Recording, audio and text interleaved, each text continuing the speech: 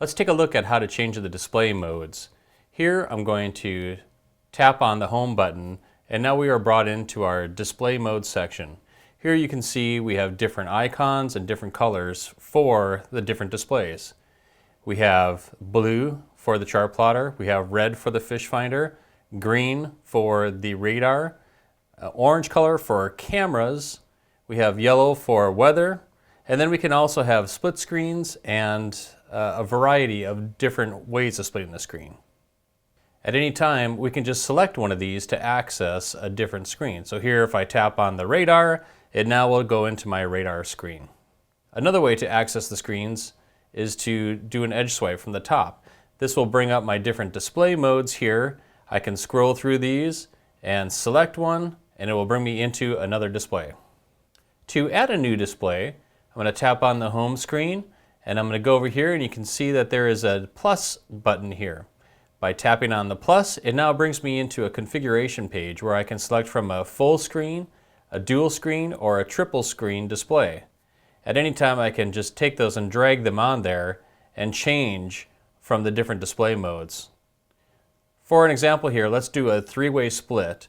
And then once we select the split screen, we now have the options of the different things that we can put on here, from chart plotter, radar, fish finder, cameras, weather, and instruments. You'll notice that weather is grayed out. That's because that actually can only be in a full screen. Going back to our triple screen, if I want to create a display, all I do is drag and drop the different items into there.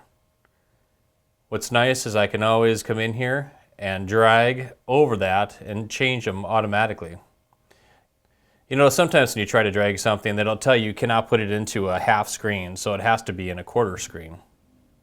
But by doing this, it allows me to change the screen to whatever I want. I can also hot swap them as I'm going through it as well.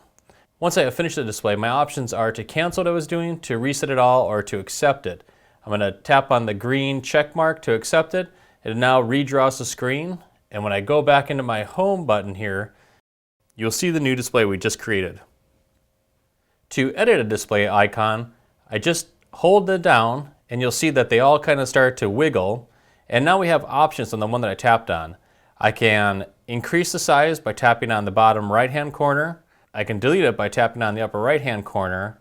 I can edit it by tapping on the upper left-hand corner. So right now, if I want to make it larger, I can tap on that. It makes the icon larger, and I can also move it to a different position as well. When I'm finished editing, I tap outside and it sets everything in place. Again, if I want to edit it, I tap and hold. If I want to delete this display, I tap up there, but let's say we want to edit this. I will tap there to edit in the upper left-hand corner. Now it brings me back into the configurator, and I decided that I really don't want a radar screen, I want a fish finder screen in there.